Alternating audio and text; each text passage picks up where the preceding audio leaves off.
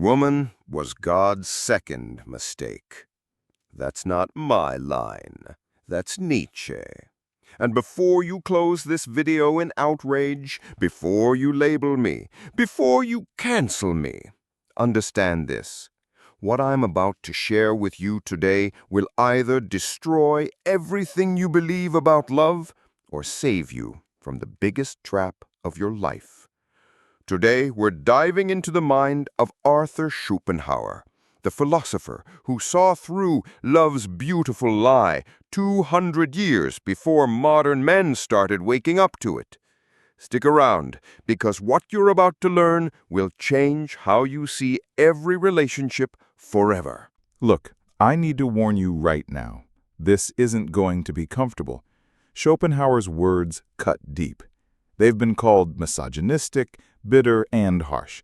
And maybe they are. But here's what's interesting.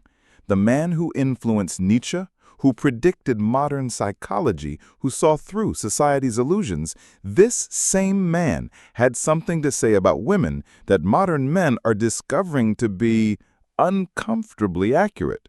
So ask yourself, are you brave enough to hear a truth that might shatter your illusions? Or are you going to run back to the safety of what everyone else believes? Because once you see what Schopenhauer saw, you can't unsee it. Drop a FF in the comments if you're ready for the hard truth. Let's see who's actually ready for this journey. Before we talk about women, you need to understand how Schopenhauer saw reality itself. Picture this. The universe isn't some divine, peaceful place. It's not rational or fair. According to Schopenhauer, it's ruled by one thing, the will to live. And this will, it's blind, it's ruthless, it has no conscience, no mercy, no destination. It just wants to exist, expand, and reproduce itself through endless cycles of birth, suffering, and death. Here's the kicker. You think you're making conscious choices? You're not. You're a puppet dancing to the will's tune. Think about your last relationship. Did you really choose her? Or did something deeper, more primal, make that choice for you?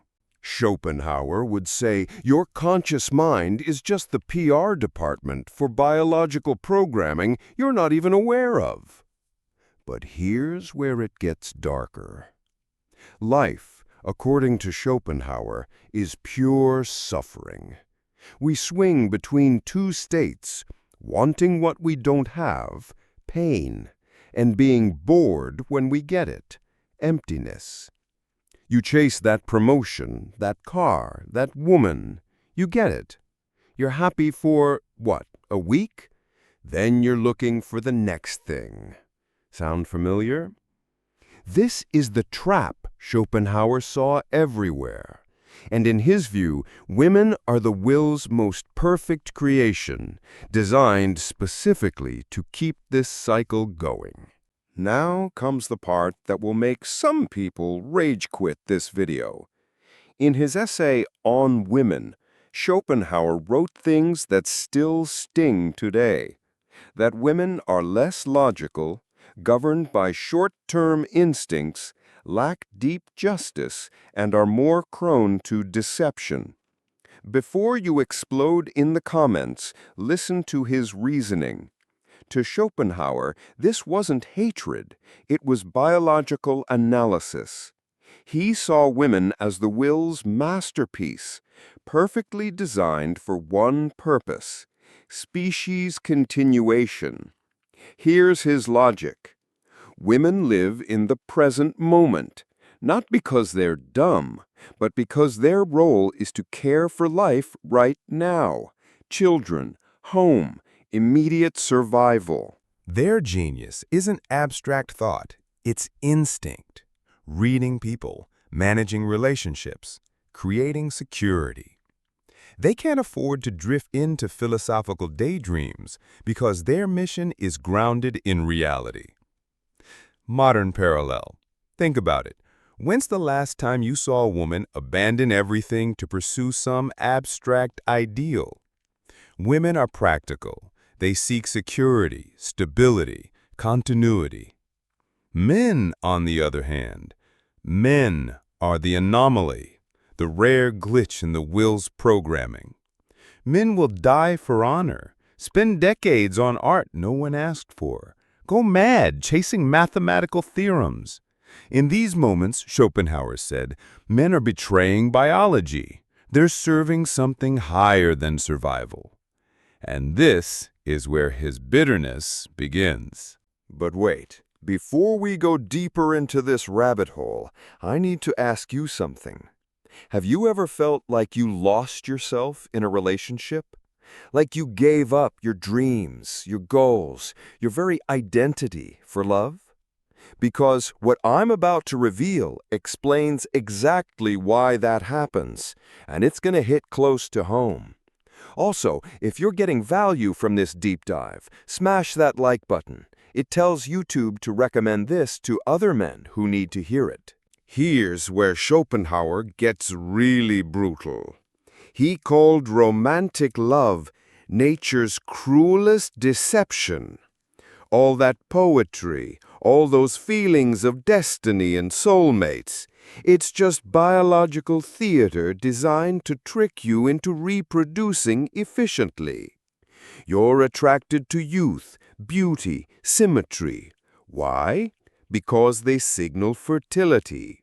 She's drawn to strength, status, resources. Why? Because they signal protection and provision. What you call love is actually a genetic matching service running in the background of your consciousness. But here's the devastating part. The passion fades the moment the will gets what it wants. I once counseled a man who said, "It's like she became a different person after we got married." I told him, "No, she didn't change. The biological program just switched from attract and secure to manage and maintain. You were seeing love. She was executing a life strategy." Harsh? Absolutely. But also, look around. How many marriages start with explosive passion and end in transactional partnerships focused on kids, bills, and routines? Schopenhauer saw this pattern everywhere. The romance phase is the bait. The marriage phase is the trap. And here's what modern men are just starting to understand. Women know this game better than men do. They understand, even if only instinctively, that their power lies in the desire they create. The charm, the vulnerability, the intimate appeal. These aren't accidents. They're biological tools. A woman who marries for love is securing a lifetime support contract. A man who marries for love is signing a blank check to biology. But before you think Schopenhauer was just a cold theorist, you need to know his story, because this philosophy, it came from deep personal pain. His mother, Johanna Schopenhauer, was brilliant, successful, socially elite. After his father's probable suicide, she became one of Germany's most celebrated salon hostesses. But to her son, Arthur, she was ice-cold, emotionally unreachable, narcissistic. Their relationship was warfare. She saw him as gloomy and arrogant. He saw her as vain and shallow. When you read Schopenhauer describing women as incapable of objectivity and full of vanity and performance, you're not just reading philosophy. You're reading the bleeding wound of a child who never got his mother's love. His misogyny wasn't just intellectual, it was emotional scar tissue that hardened into theory. And here's the tragic part. He took his private pain and turned it into a universal law about half of humanity. Understanding this doesn't excuse his words, but it explains them. and it leads us to his deepest insight. Schopenhauer didn't just hate women. At a deeper level, he feared them. Why? Because he saw women as the will's most effective agents. Here's his nightmare scenario. A man builds his life on logic, discipline, higher purpose. He creates art, pursues truth, follows reason. Then a woman appears, beautiful, seductive, promising pleasure and romantic unity. And suddenly, all that careful self-construction crumbles. The philosopher becomes an animal again. Modern relevance. How many men do you know who had direction, ambition, a clear path, until they fell in love? How many gave up their dreams to become providers? How many stopped being the captain of their ship to become a passenger on hers? And here's the cruel irony Schopenhauer identified. By giving up his purpose, by making her the center of his universe, a man destroys the very things that made him attractive in the first place. His independence, his hunger for greatness, his focused masculine energy, they all fade. He becomes needy, orbiting, dependent.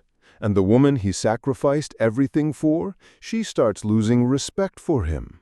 Because deep down, a woman cannot respect a man who has no center of his own. So what's Schopenhauer's message for modern men?